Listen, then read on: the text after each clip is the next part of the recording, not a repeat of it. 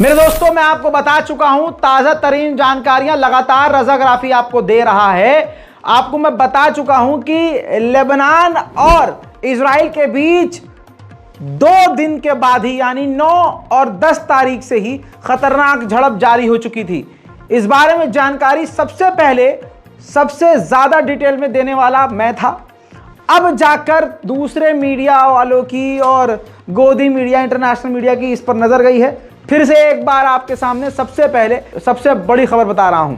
दोस्तों, जानकारी यह है कि लगातार इससे पहले की रिपोर्ट में बता चुका हूं, हालांकि मैं जानकारी यह है कि लेबनान की तरफ से, हिजबुल्लाह के लड़ाकों की तरफ से लगातार आर्टिलरी दागी जा रही है।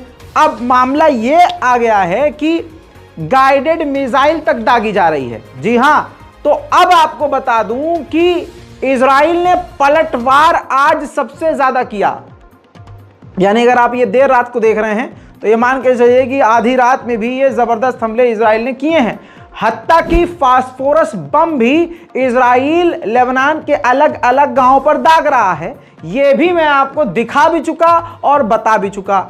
अब लेकिन हिजबुल्लाह ने अपने जवाबी कार्रवाइयों को बढ़ा दिया है, यानी पलट कर हमला दुगनी ताकत से करना हिजबुल्लाह ने शुरू कर दिया है। कब से? जब से गजा के अस्पताल पर इजराइल ने अटैक किया।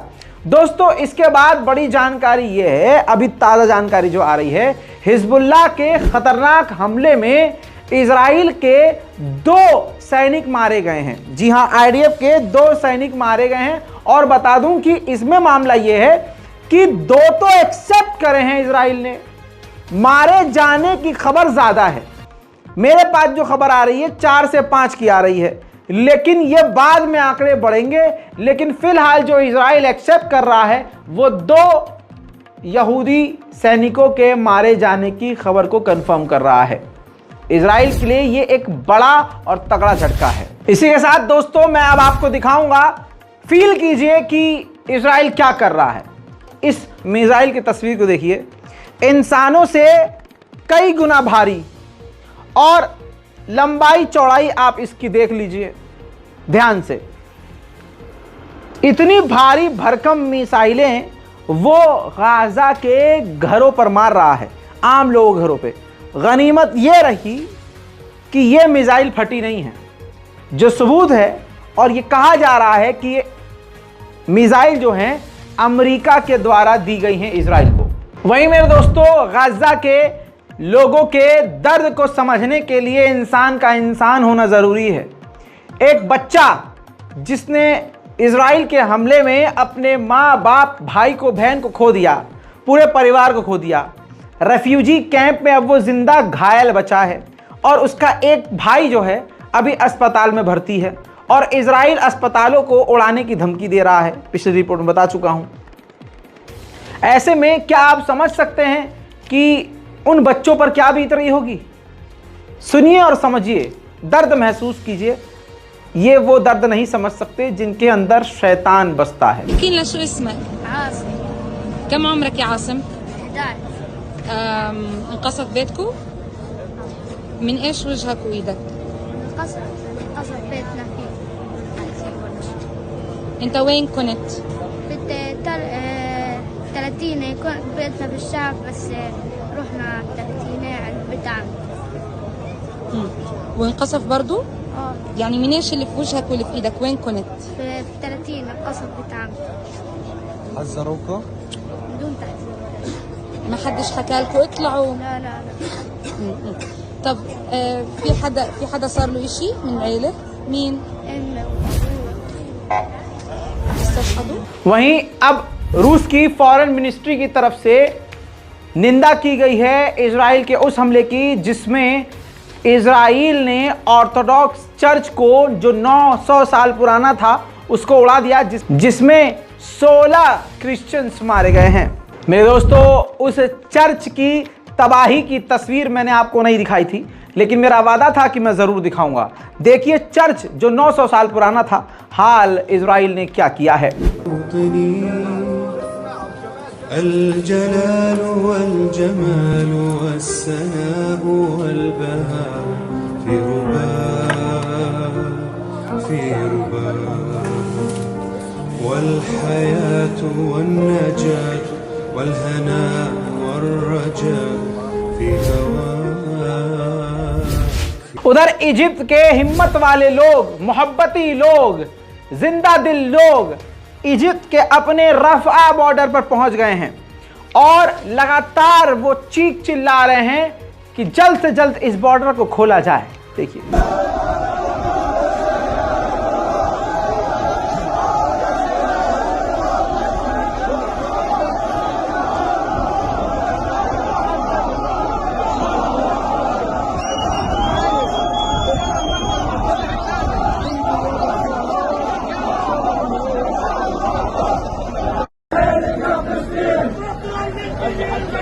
بكره 100 مليون جايين. شد حيلك يا فلسطين. بكره 100 مليون جايين. افتحوا المعبر، افتحوا المعبر، افتحوا المعبر. बेशक नमाज किसी हाल में आप तर्क नहीं कर सकते, हर हाल में नमाज वाजिब है। काफिर सोचता है कि इनकी मस्जिदें उड़ा दो तो नमाज रुक जाएगी, सड़क पर नमाज पढ़ ली इसने, ओ हो जेल करवा दो तो नमाज रुक जाएगी, इनकी मस्जिदों में आग लगा दो, भगवा फहरा दो तो नमाज रुक जाएगी, मिसाइल दागकर मस्जिदों को तबाह कर दो, पूरे शहर को उड़ा दो तो नमाज रुक जाएगी, ये अल्लाह अकबर की आवाज दब जाएगी। नहीं, ऐसा नहीं हो सकता। दोस्तों, जुमे का वो दिन था, मस्जिद में हर जुमे को नमाज होती थी, पांचों वक्त नमाज होती थी, लेकिन अब वो शहीद हो चुकी थी मस्जिद। अब मस्जिद नहीं, मस्जिद का मलबा बाकी था। लेकिन वो वक्त भी आया जब अज़ान का समय हुआ तो उस शहीद मस्जिद के ऊपर एक अज़ान देने के लिए मुसलमान खड़ा हुआ। उसने उसी अंदाज में अज़ान दी जिस अंदाज में पिछले 1400 सालों से अज़ान हो रही है। इस अज़ान ने काफिरों के सीनों पर सांप लुटवा दिया। काफिर समझ गए कि इनको तो हम मसलते मसलते थक गए, लेकिन अज़ान न रोक पाए। अपनों का दर्द भी इनको अल्लाह को नहीं भुलवा पाया। हमने पूरे पूरे कुनबे उजाड़ दिए, लेकिन ये अज़ान न भूल पाए। देखिए, जब नमाज जुमा से पहले जब अज़ान हुई, मंजर क्या था। अल्लाहु अकबर, अल्लाहु अकबर, अल्लाहु अकबर,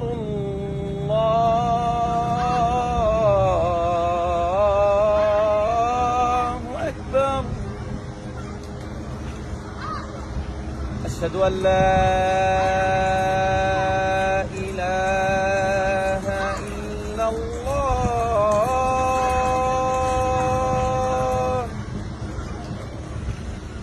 أشهد أن لا إله إلا الله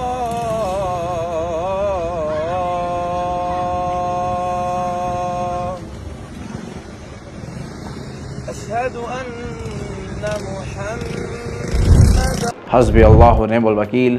दोस्तों, बार्सिलोना में भी जमकर प्रदर्शन फिलिस्तीन के लिए हो रहा है।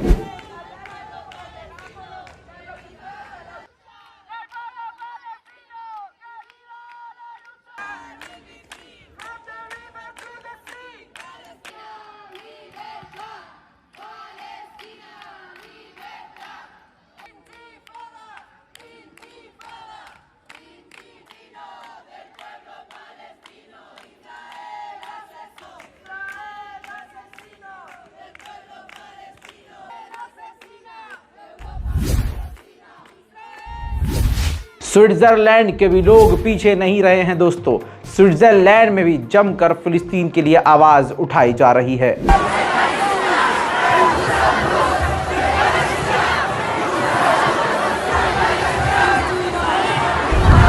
जॉर्डन का ये छठा दिन है, लोग सड़कों पर हैं और ज़बरदस्त हिंसक प्रदर्शन कर रहे हैं। उनकी मांग है कि जल्द से जल्द बॉर्डर को खोला जाए और हमें वहां मदद के लिए भेजा जाए। ملعون اللي بده يلويها. خيانة بصوت الشعب الأردني بصوت واحد، والتطبيع بصوت الشعب الأردني والتطبيع.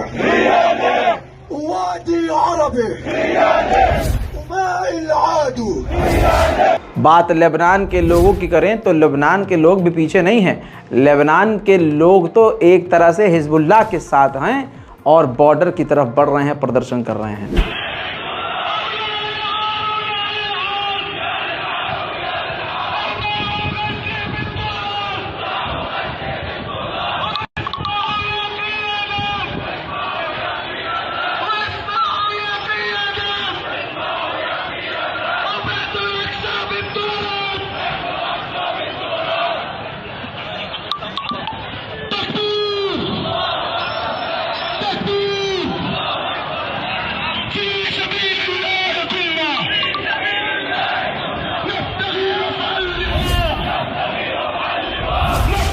दोस्तों, गाज़ा में एक आधी ऐसा शहर, एक आधा ऐसा गांव बसा हुआ था जो बचा हुआ था।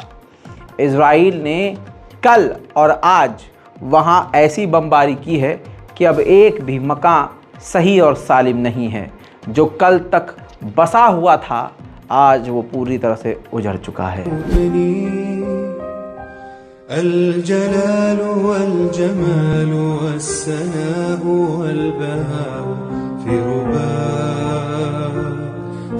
رباك والحياة والنجاة والهناء والرجاء في هواك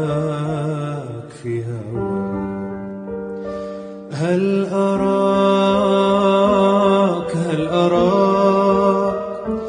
سالما منعما وغانما مكرما، سالما منعما وغانما مكرما.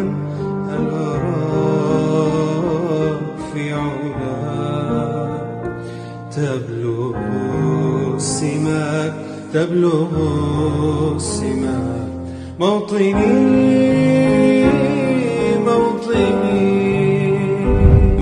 वहीं मेरे दोस्तों, यूरोपियन मीडिया एक तरफा कहानी दिखा रहा है, इस तरफ गाज़ा की कहानी नहीं दिखा रहा और प्रोपागेंडा किया जा रहा है।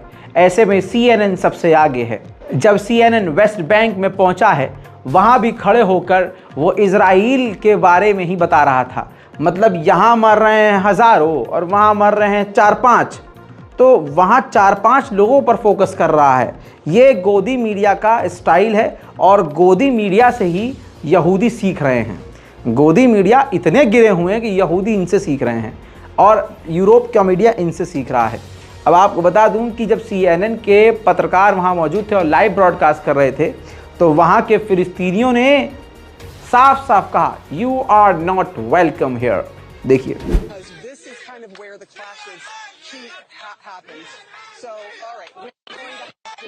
genocide supporters, you are not welcome here.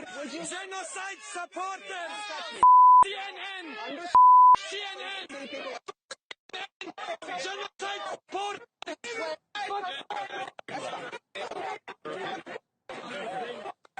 All right, you see that people are very angry. They do not like the way in which that CNN has been reporting the story. You hear that, but this is we're fine. But what you are seeing. जाहिर सी बात है, लोगों का गुस्सा वाजिब है। क्या हाल किया है गाज़ा का, ये तस्वीर देख लीजिए, बिफोर आफ्टर। दोस्तों, निचली तस्वीर पहले की है, हमले से पहले की। खुद के पार्क, खुद के घर, खुद की पार्किंग, खुद के बेहतरीन खूबसूरत मकान, मिलजुल कर रहने वाली कॉलोनियाँ।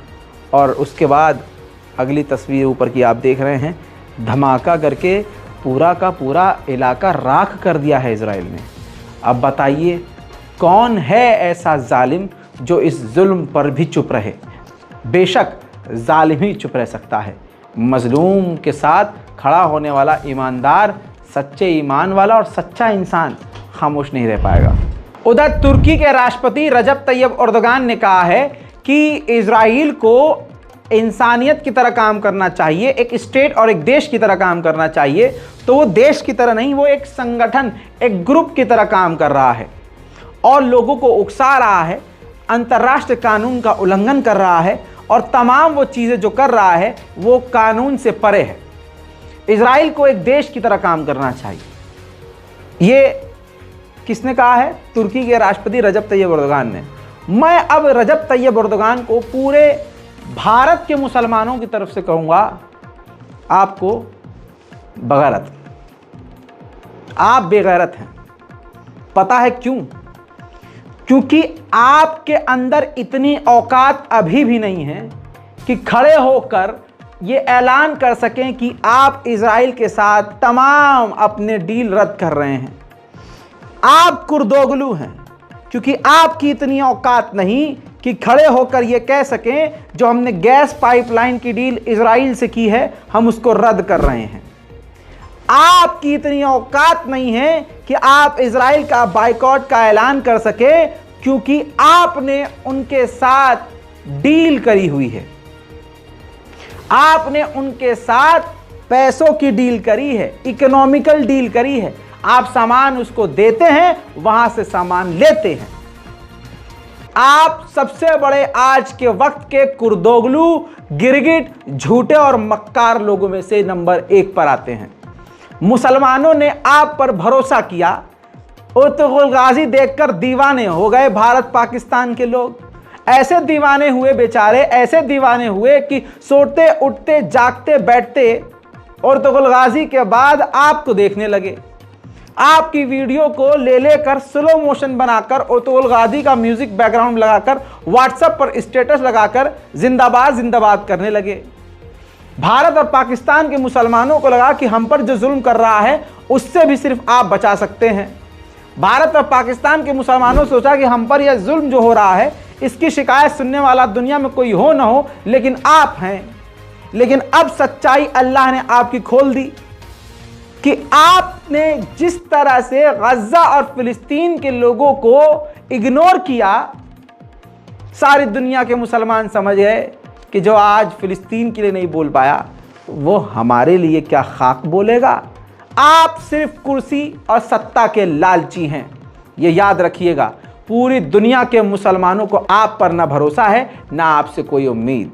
हमारे लिए सच में हमारा परवरदिगार काफ़ी है, हस्बे अल्लाह व निअमल वकील। वो आपका भी बेड़ा गर्क करेगा। और जो इस्लाम का दुश्मन है, जो इस्लाम के दायरे में रहता है, प्रोपेगेंडा चलाता है, लेकिन इस्लाम का दुश्मन होता है, वो आप हैं। क्यों? क्योंकि आप कब बोले? जब जंग के 4 दिन गुजर गए थे। तुर्की कब बोला? जब बोला दोस्तों, जब कत्लेआम नरसंहार आधा हो चुका था। वरना तुर्की की क्या मिलिट्री कमजोर है? तुर्की क्या आर्मी कमजोर है? तुर्की अपना युद्धपोत भेजता है फिर वापस बुला लेता है।